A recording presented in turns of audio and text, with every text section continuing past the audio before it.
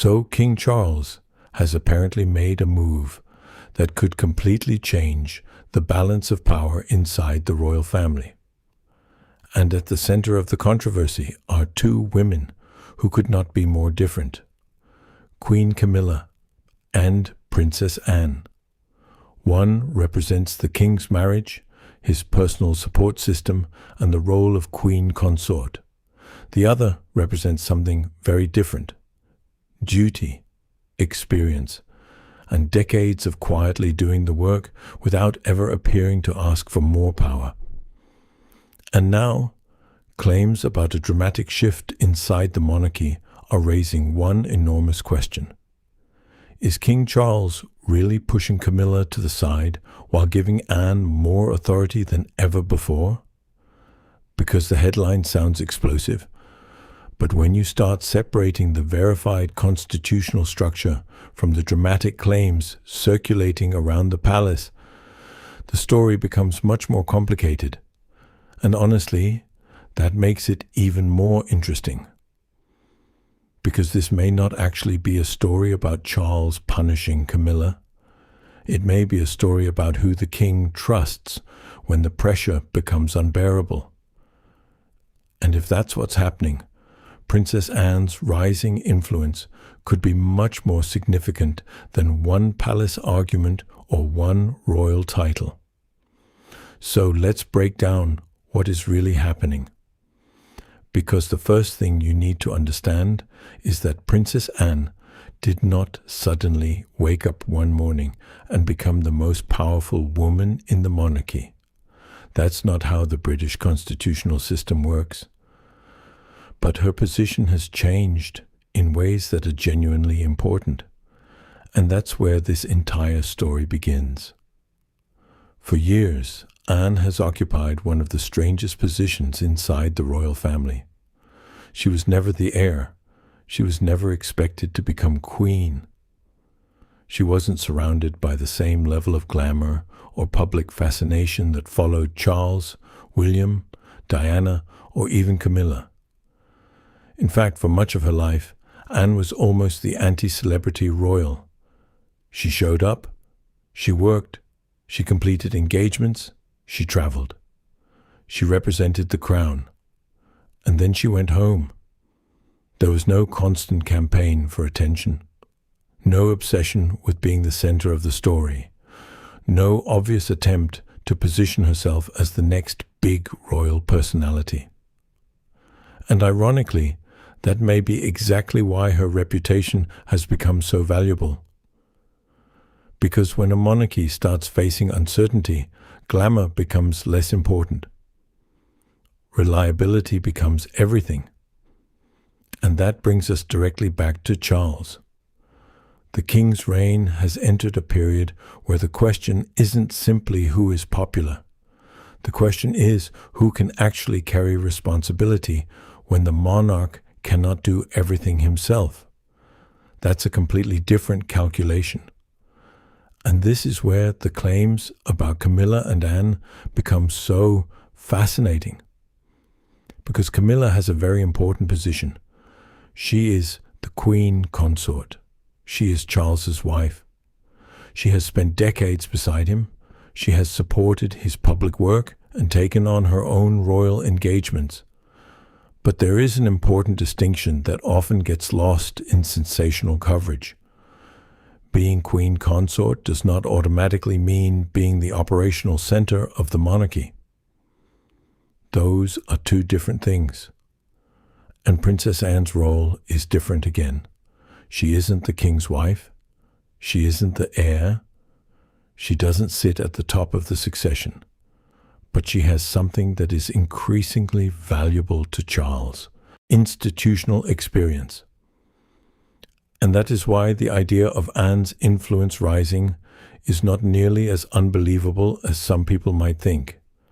In fact, the real surprise is how long it took the public to fully recognize it. Think about Anne's entire career. She has spent decades learning the machinery of royal duty. She knows the protocol. She understands the expectations. She has dealt with foreign dignitaries, public ceremonies, charity organizations, state occasions, and the relentless pressure of being watched. And perhaps most importantly, she understands the difference between personal feelings and institutional responsibility. That distinction becomes incredibly important during a period of uncertainty. Because when a monarch is under pressure, the last thing the institution needs is another person competing for attention. It needs people who can simply get the job done. And that is where Anne has always been strongest.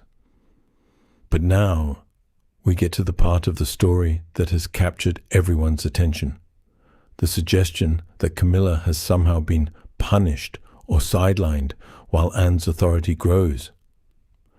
Let's stop there for a second, because this is where royal commentary can easily turn a complicated constitutional issue into a soap opera. The word punished creates a very specific image. It makes it sound as if Charles sat down, looked at Camilla, and decided to take power away from his wife. But the actual royal system is far more complicated than that. There is a difference between reducing someone's operational responsibilities and humiliating them. There is a difference between trusting another royal with a specific responsibility and declaring someone else a failure. And there is an enormous difference between palace tension and a formal constitutional decision. Those distinctions matter, because otherwise, every change in royal responsibility becomes a family feud. And that isn't necessarily what we're looking at. What we may actually be witnessing is something much more practical. Charles needs dependable people around him. Anne has proven herself to be dependable. Therefore, Anne becomes more important. That doesn't automatically mean Camilla becomes unimportant. And yet, from the outside, the contrast can look brutal. Because imagine the optics. One woman has the title. The other woman has the reputation for getting things done. One is the king's wife. The other is the person people increasingly look toward when the institution needs stability. And suddenly, you have the perfect ingredients for a royal power story. Camilla versus Anne. Emotion versus duty. Marriage versus experience. Title versus trust. But here's where the story gets even more interesting. Anne isn't exactly the type of person who appears to be chasing power, and that may be her greatest advantage. She doesn't need to convince people that she's important. Her record does it for her. She doesn't need to leak stories about how hard she works. People have watched her work for decades. She doesn't need to remind the public that she is loyal to the crown. Her entire public career has essentially been built around that principle. And when the monarchy enters a difficult period, those qualities suddenly become extremely valuable. Because institutions don't survive on popularity alone. They survive on continuity. They survive on people who know what they're doing. They survive on people who understand that the job is bigger than the individual. And Princess Anne has spent her life projecting exactly that image. Now compare that with the way Camilla's position has developed. Camilla's journey to becoming queen was unlike Anne's in almost every possible way. Her relationship with Charles was controversial for decades. Her public image went through enormous changes. She had to overcome a level of public hostility that very few people inside the modern monarchy have experienced. Eventually, she became queen consort. That alone was a historic transformation. But becoming accepted is not the same as becoming indispensable, and that distinction may explain why Anne's influence is attracting so much attention now, because Camilla may have achieved the title. Anne achieved something different, she achieved institutional trust. And trust cannot simply be awarded. It has to be accumulated, year after year, engagement after engagement, crisis after crisis. That is why the rise of Anne is so fascinating. It isn't really a sudden rise. It's the public finally noticing something that has been happening quietly for decades. Anne's importance has been building in the background while everyone else was fighting for the spotlight. And now the spotlight has moved toward her. But wait, there is another layer. The constitutional role of councillors of state has become especially important in discussions about how royal duties can continue when the monarch is unavailable. This is not the same thing as giving someone unlimited personal power. It is not a secret crown. It is not a second throne. And it certainly doesn't mean Anne has somehow become more powerful than the king. But it does create a practical mechanism through which senior royals can potentially assist with certain constitutional functions. That distinction is critical, because sensational headlines can make a procedural role sound like a palace coup. And suddenly, a constitutional arrangement becomes Charles hands Anne the power. That gets clicks, but the reality is more nuanced. And the nuance is actually more revealing, because the important question isn't whether Anne has become queen. She hasn't. The important question is why a royal institution increasingly values her presence. And the answer appears to be incredibly simple. She is trusted. That word keeps coming back. Trust. Trust is the currency of a monarchy. And in a period when the institution has dealt with family controversies, public scrutiny, changing expectations, and concerns about the future, trust becomes even more valuable. This is why Anne's reputation matters. She is not seen as someone desperate to dominate the family hierarchy. She is not waiting for a crown. She isn't building a personal political machine. She simply performs the role in front of her. And that makes her relatively easy to trust. There is no obvious succession ambition. There is no personal pathway to the throne that she is trying to protect. Her position is fundamentally different, and that can make her a remarkably useful person in moments of uncertainty. Now, does that mean Charles has deliberately decided to punish Camilla? Not necessarily. That is where we need to be careful.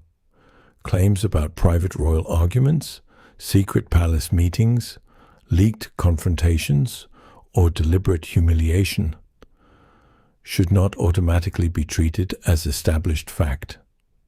There is a massive difference between a verified constitutional development and an anonymous claim about what supposedly happened behind closed doors. And royal stories often blur those lines. A real event happens. Someone interprets it. Another source exaggerates it. A headline removes the uncertainty. And suddenly, the public is discussing an alleged palace war as if everyone was standing inside the room.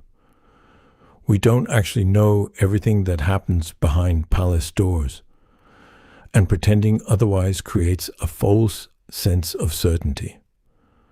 But that doesn't mean there is nothing to analyze. Quite the opposite. Because even if you remove every dramatic rumor, the underlying power shift is still worth examining. Anne's value to the monarchy is clearly connected to her decades of service. Camilla's value is connected to a different set of responsibilities, and Charles has to balance both. That's the real challenge, because the king cannot simply choose the person he personally likes most. He has to think about the institution. He has to think about continuity. He has to think about public confidence. And he has to think about what happens if he cannot personally perform every duty. That is why Anne's role becomes so important. She represents continuity without succession anxiety. She represents experience without political ambition. She represents service without needing constant recognition. And in a monarchy built around tradition, those qualities can become incredibly powerful. But there's another reason the Anne story resonates so strongly with the public. People increasingly respect competence. For decades, the royal family has been judged through appearances. Who looked elegant? Who married whom? Who attended which event? Who wore what? Who received the biggest headlines? But eventually, the question becomes much simpler. Who actually does the work? And that's where Anne has an advantage. She has been working for an extraordinary length of time. She has built a reputation for being direct, disciplined, and extremely committed. Her personality may not be universally described as warm. She can be blunt. She can be impatient with unnecessary ceremony. She has never appeared particularly interested in performing a carefully manufactured celebrity persona. But what used to be seen as coldness is increasingly interpreted by some people as authenticity. And that's a huge shift, because authenticity has become one of the rarest commodities in modern public life. Anne doesn't appear to need the audience's approval. She doesn't seem desperate to be liked. She just does the job. And ironically, that can make people like her more. Now consider what that means for Camilla. Camilla's position is uniquely complicated. She has already survived one of the longest and most difficult image transformations in modern royal history. She went from being one of the most controversial figures associated with Charles to becoming queen. That is extraordinary. But now she faces a completely different challenge. How do you remain central when the institution increasingly depends on other people to perform the operational work? And how do you maintain relevance without making the entire story about yourself? That is the balancing act. If Camilla becomes too visible, critics can say she is trying to dominate the institution. If she steps back, people can interpret that as weakness. If Anne takes on more duties, some will interpret it as a direct challenge to Camilla, even if there is no challenge at all. This is the trap of royal symbolism. Everything means something. A seat, a title, an appearance, an absence, a photograph, a speech, a new responsibility. The public sees hierarchy everywhere, and sometimes the hierarchy is real. Other times, we're simply watching ordinary institutional management being turned into family drama. But one thing is difficult to ignore. Anne's credibility has become a powerful asset. And Charles knows the value of assets that don't need to be constantly defended. That's why the idea of Anne's influence growing makes sense even without the most dramatic rumors. She has the experience, she has the work ethic, she has the history, and perhaps most importantly, she has the ability to represent the institution without making herself the story. That is an incredibly rare skill, and it may become even more important as the monarchy moves toward the future. Because eventually the royal family will have to answer a much bigger question. Can the institution remain stable while its older generation becomes less active? Charles will not reign forever. Camilla will not remain at the center forever. William will eventually become king. Catherine will eventually become queen. And the younger generation will gradually inherit more responsibility. But transitions don't happen overnight. There is a middle period, a bridge. And people like Anne can become incredibly important during that bridge. She represents the older generation. She understands the institution. She knows its rules. She knows its history. And she can provide continuity while the younger generation grows into its future roles. That may be her greatest power of all. Not the power to become queen, not the power to dominate Camilla, not the power to control Charles, but the power to remain useful, because usefulness creates influence. And influence earned through decades of service is much harder to remove than influence based on popularity. So, is Camilla really being punished? That claim requires far more evidence than dramatic headlines provide. Is Anne becoming more important? That is much easier to understand. And if anything, the real story may be far more fascinating than the rumor. Charles may not be choosing Anne because he wants to humiliate Camilla. He may be choosing Anne because he knows exactly what she brings to the table. Experience, discretion, consistency, and duty. That's not a palace coup. It's institutional survival. And there is something almost ironic about that. For years, Anne was one of the least glamorous members of the royal family. She wasn't constantly promoted as the future. She wasn't surrounded by endless speculation. She wasn't treated like the next great royal star.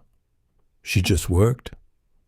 And now, in an era when the monarchy increasingly needs people who can actually work, that quiet discipline may be becoming one of its greatest sources of strength. Meanwhile, Camilla's challenge is not necessarily losing power. Her challenge is defining what her power actually means. Because the queen consort doesn't need to compete with Anne. She has a different role. She can support Charles. She can champion causes. She can provide stability. She can help maintain the human side of the monarchy. And if she embraces that role, rather than trying to compete for operational authority, there may be room for both women. That may ultimately be the real lesson. The monarchy doesn't need one woman to defeat the other. It needs different people performing different functions. Anne doesn't need Camilla to disappear. Camilla doesn't need Anne to become irrelevant. And Charles doesn't need to choose between them in the dramatic way royal headlines suggest. He needs a team, a functioning one. And perhaps that is why the story feels so different when you strip away the palace gossip. Because beneath all the talk of punishment, power struggles, secret meetings, and royal tension is a much simpler reality. The monarchy is adapting. Charles is adjusting. Anne's usefulness is becoming more visible. Camilla's role is evolving, and the public is watching every move. That's why a seemingly ordinary shift in responsibility can suddenly become a national conversation. Because royal power isn't always about who sits on the throne. Sometimes it's about who the person on the throne turns to when things become difficult. And if Charles continues relying heavily on Anne, her influence could keep growing without her ever needing to ask for it. That is the fascinating part. She doesn't have to chase power. She simply has to remain indispensable. And after decades of service, that may already be exactly what she has become. So perhaps the real headline isn't Charles punishes Camilla. Perhaps it is something much more subtle. Charles is discovering which members of his family can carry the institution when the pressure rises. And Anne is proving that she may be one of the safest pairs of hands available. That's not necessarily a punishment for Camilla, but it could still represent a dramatic shift in how royal influence is perceived. Because titles tell you who someone is. Responsibility tells you what they are trusted to do. And trust tells you where the real influence is. For Princess Anne, that trust has been accumulating for decades. And now, perhaps for the first time, the rest of the world is finally paying attention. The question isn't whether Anne wants the throne. She doesn't need it. The question isn't whether she wants to defeat Camilla. There's no evidence that she does. The question is whether the monarchy will continue turning toward her whenever it needs someone dependable. And if the answer is yes, then Anne's influence could become one of the quietest and most important power stories inside the modern royal family. Because the person who never seemed interested in power may now be one of the people the institution trusts with the most responsibility. And that is a twist even the palace drama writers couldn't have scripted.